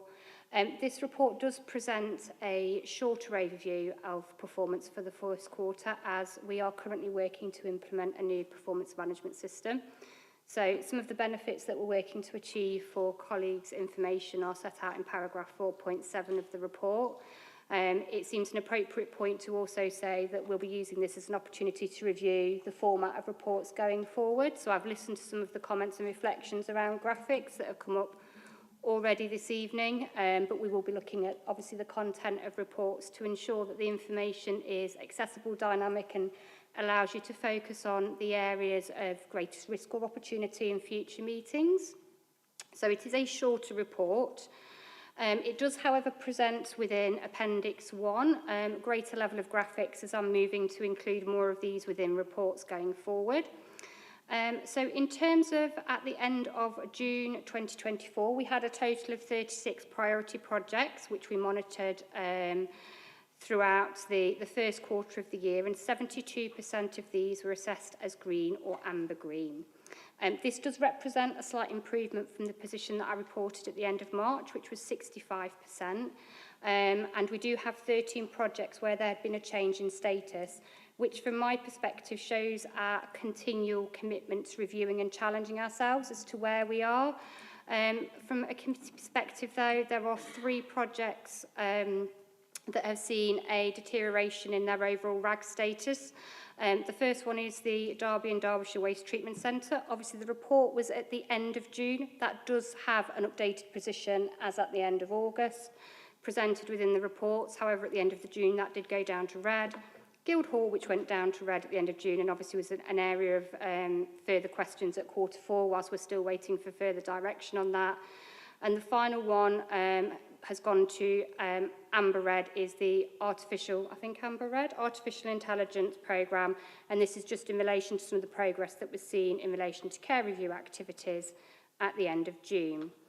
We do have 18 strategic risks, or we did at the end of June, and there were 3 changes that I'll bring to colleagues' attention. So we had 1 risk score which was reduced, and this is in relation to sustained high volume of adult social care safeguarding activity, leading to delays and waiting lists for investigation. You will see comparable risk indicators in our monitoring as well, in terms of waiting times, reviews, assessment times, etc., which we're seeing comparable improvements in performance in as well. And we've had 2 new risks come into the strategic risk register. The first one is an opportunity and a threat risk and is in relation to ageing inappropriate property portfolio and maintenance backlog. That came out of colleagues' review and challenge of risk registers at a departmental level. The same with the second addition to the strategic risk register, which is in relation to talent management and succession planning. In terms of our performance oversight, I am presenting the targets for approval in Appendix 2. And as we have a smaller basket of measures that we are monitoring based on risk or opportunity at the end of Q1, I wasn't going to go into the percentage that had achieved their target, but just pull out a few highlights from the appendix, if I may. So the first one has already been highlighted by Councillor Kerr this evening, which is in relation to our recycling rate, which is up to 40%, which comparably year on year with previous years represents an improved performance and is bucking the national trend. In terms of growth, we've seen positive progress in relation to a number of our affordable housing schemes, which I think, obviously reflecting some of the conversations that have already happened this evening, is moving us in the right direction of travel in terms of ensuring sufficiency. We do have an aligned strategic risk in relation to meeting our housing duty in this area as well. From a vibrant perspective, we made positive progress in relation to the market hall, hosting site tours with traders, and obviously there's been the time capsule photography competition. From a resilient perspective, what I would say is we are seeing comparable areas of risk emerging that align with the financial position, particularly in relation to younger and older adults, nursing and residential care. They have both seen increasing levels of demand from Q4 through to Q1. But we've signed the local authority healthy weight declaration, so it's showing our commitment to health and wellbeing across the city for our citizens. And I suppose closing the loop on some of the questions that I had at the last quarter and also some of the areas that have been picked up this evening already, our family hubs. So we're working through the family hubs with the Derbyshire Healthcare NHS Foundation Trust and the Solihull approach to deliver courses to parents. And there are specific courses within that portfolio that relate to our children and people with special educational needs and disabilities in terms of ensuring that we're providing that offer at the earliest opportunity. From a working smarter perspective, between April and June, there were 2.89 working days lost due to sickness absence per full-time equivalent, excluding school staff. Within the local authority. This is a reduction from the January to March position. However, it is a very slight increase year on year compared to last year. What I would say in relation to this area is actually the top 3 reasons for sickness absence we've seen a change. And this is the first time we've seen this change for a number of reporting periods. So stress and anxiety continues to be the dominant reason for the total number of working days lost, followed by musculoskeletal, and then new to the top 3 is mental health. And obviously we've done a lot in terms of launching our new wellbeing offer over the last quarter as well. In terms of our council delivery plan, that was approved at the end of March, and as always, it has to remain a dynamic document so that we are monitoring the areas of greatest priority to us as an organisation. So there is one new action that Cabinet colleagues are going to be asked to approve, which is deliver requirements of simpler recycling, including weekly food waste collection by March 2026. So that's been added within the report for approval. So from a Cabinet perspective, they are asked to note the latest performance, paying particular attention to areas of emerging risk and also opportunity. I like to provide that balance from a performance perspective. To approve the addition to the council delivery plan and also approve the targets that are in Appendix 2. What I would say in relation to the targets is there is contextual information presented as to why the targets have been set at the level they have. We always ensure we continue to review them with lead officers to ensure that they're driving the right outcomes and behaviours for the city to achieve, obviously, our ambitions that are set out within the council plan and the council delivery plan. I'm happy to take any questions or direct them to colleagues around me that may be better placed to respond to them. Sarah, thanks again for that contribution and for the reports, the detailed reports we always receive. We probably don't acknowledge the usefulness of them so often because without your reports and without these updates, all the scrutiny boards in the council would struggle to identify and be held in meetings about 5 hours long if we didn't get the answers from your monitoring. So on behalf of the scrutiny boards, thank you for that. Thank you for your patience in waiting in the meeting, and we'll look at getting you in one quicker. Any questions? Yes, Martin. Yes, thank you, Chair. Going back to the recycling, and it's very welcome to see an increase, I think, against the trend. But my question is how we're planning to take this to the next level and to improve the level of household recycling still further. I know we've got food waste coming forward, so it'd be interesting to hear a bit more about how that's going, and also whether there's any plans for bringing in new or additional items to be recycled from home. So I notice that a lot of supermarkets now you can take plastic wrapping and things like that. So it's whether it's possible even to include that in our recycling scheme going forward, or indeed any other ideas that we can use to go to the next level, as it were. I'm going to ask Charlie to take that. I can see he's moved forward in his chair. Who are better placed to give you a more thorough answer? Thank you. So whilst our recycling rate has improved, it is still below the national average. So clearly we've still got work to do. So food waste is part of a wider campaign around simpler recycling, which is to standardise the items in which can be recycled. So across the country at the moment, there's different rules around which items can be recycled. We are keeping a close eye on what that means for our recycling rate, because it's very likely to have a significant impact on the things that can be recycled. At the moment, Derby's in a good position in terms of the types of items that can be recycled. So we can already recycle most household items compared to other areas across the country. There are further reports coming back on simpler recycling and food waste, Councillor, so I would sort of recommend waiting for those. It is very much a moving picture, so as soon as we're aware of those changes, we'll bring that back.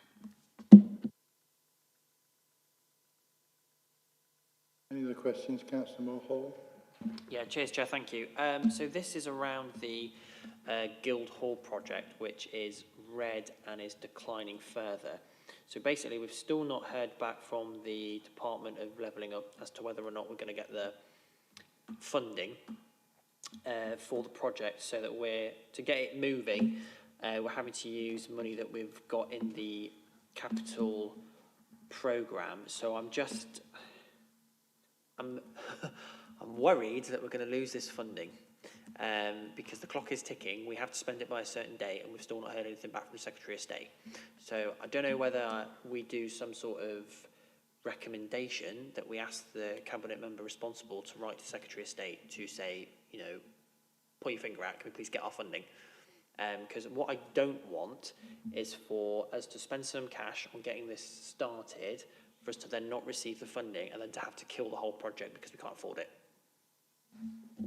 I certainly share your concerns in that regard, but I would think the cabinet member and maybe Emily might think it's not such a good idea to raise it as a prospect of not getting that money with the department or the Secretary in State until such times as it becomes clearer what the plan is, and that's probably why it's going a little more red. Emily. I was just going to say that the Cabinet member and the leader have already written, I think, on more than one occasion to follow this up. And we have asked the local MPs to follow that up as well.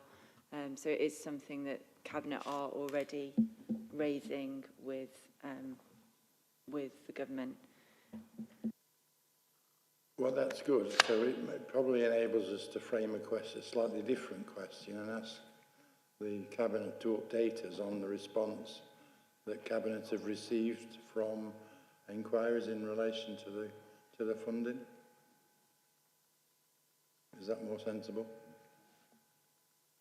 Okay.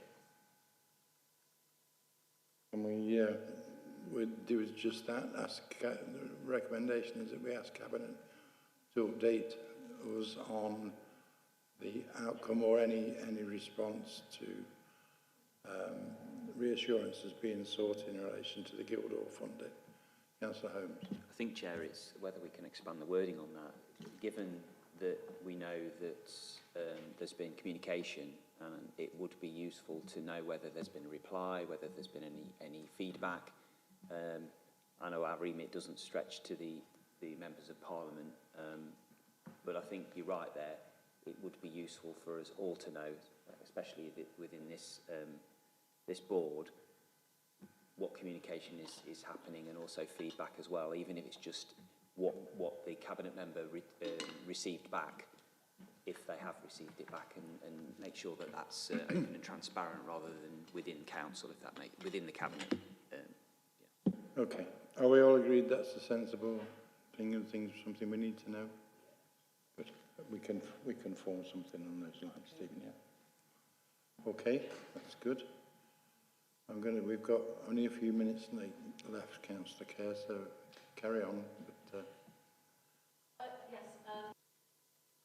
Thank you. I very much like these papers because they sometimes raise things which I would otherwise know nothing about. So I've got two requests that members I think would be useful to have training on, and other members might think the same. One is on the new performance system when it's launched, so that we all become really good at using it. The second thing is on what is happening about the local area energy plans, for which we are apparently a pilot, and I didn't know that, but that sounds really exciting as well. So what does that really mean? And the third thing is just something about the EMCCA. Is there a mechanism by which we can have regular updates as councillors, maybe go through an organisation, maybe just to us, on what the EMCCA is doing? And I think we should be aware of that as one of the key members. So I don't mind what the mechanism is, but if officers could do something along those, I think that would be helpful. I'm sure, I suspect Sarah will be able to say that they have plans to educate us in the new performance system, but do you want to pick up those 3 points? Of course, there will be training on the new performance system when it goes live. In terms of the second point, I haven't got an update on that. I'll take it away and come back to you. And in terms of the proposals, I think that would probably require an update, but obviously councillors get briefings anyway, so I'm looking to Cara whether we'd use any one of those established routes to provide appropriate updates in line with the governance of MCA and their activities. Chair, there were two subjects raised here which I thought would be useful for the public to make sure they are aware, have full awareness of. One is reference to the online courses which were being done jointly with some other local authority, I can't remember which one it was, for particularly related to children and bringing up a family. I don't know how people are supposed to be aware that we've got this agreement for those online courses to be available.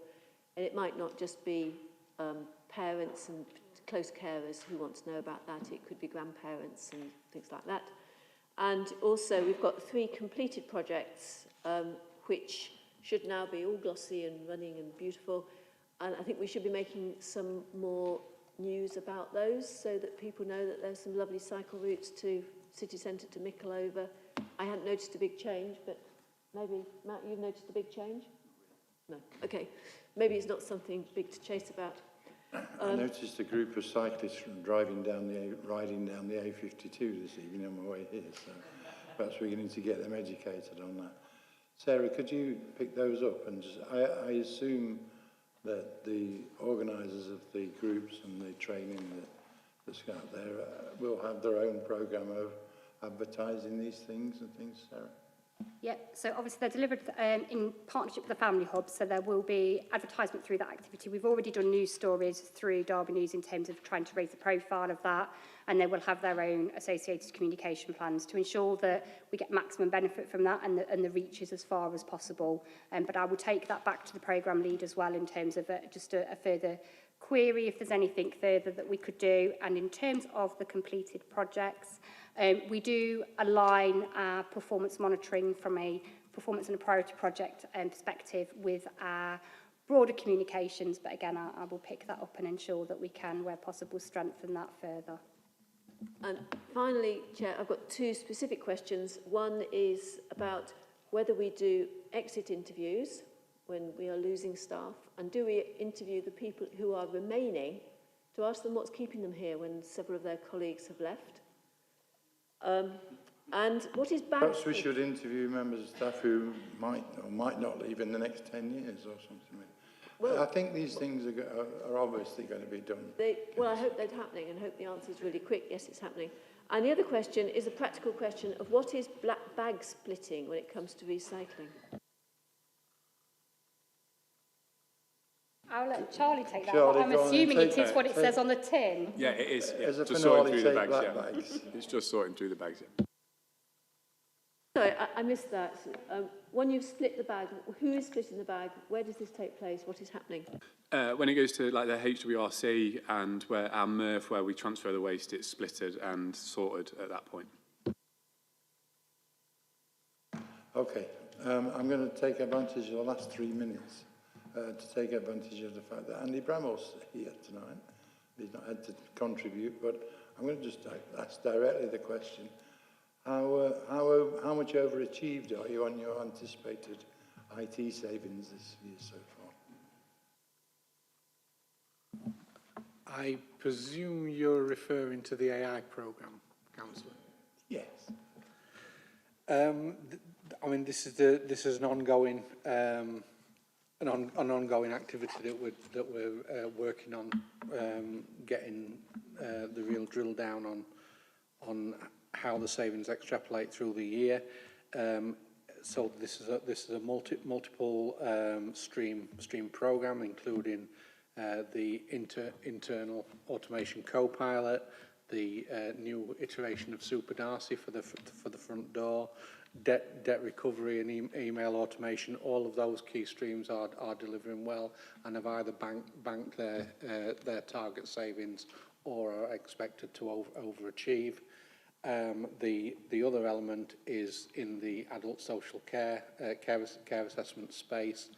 That is looking currently more challenging, and the chief exec escalated that, and a robust review was brought together only last week, and that is now being looked at because the savings from the initial pilot number of cases that were reviewed are looking lower than we were expected. So we brought all the partnership stakeholders in together to actually say, how do we bring that back on track robustly, and what does that look like for the full year effect? But all the parties involved are actively working on that at the moment, and we should be able to report in shortly what that's going to achieve and when. A slightly naughty question at this time of the night. We were obviously not going to get a chance to look at all of it. But I guess my point is when is going to be an appropriate time to get an update on these significant proposed savings, because they are, the amount of them amount to a critical list of savings. Well, as I touched on a second ago, five out of the 6 key streams are being delivered, and the savings are extremely optimistic or have already been banked.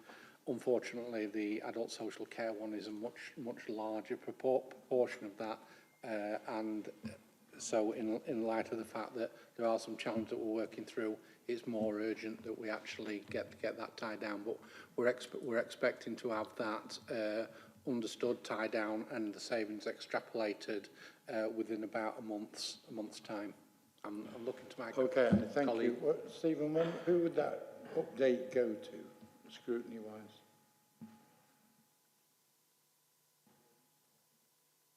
We'll look at, I'm not sure which board it would be most appropriate for it to go to, but I think there is an urgent need for an update on the progress in relation to AI savings. I suppose the question is it more appropriate to do that as separate or as part of the delivery board where under which this sits, as Alison touched on earlier, and look at it as a whole? I have to say, Andy, I think it's appropriate for it to go to both. The delivery board, yeah, by all means should look at it, but it's such a significant proposed saving that one of the appropriate scrutiny board needs an update, and an update very soon. So we'll look at that between us, Stephen, and organise that. Any other questions, comments, contributions? Thank you for your time. I'll sort that out with the committee chair. Yeah. Okay, thank you very much for your attendance. Sorry it's got to 2 hours, but it's a significant thing. Thank you.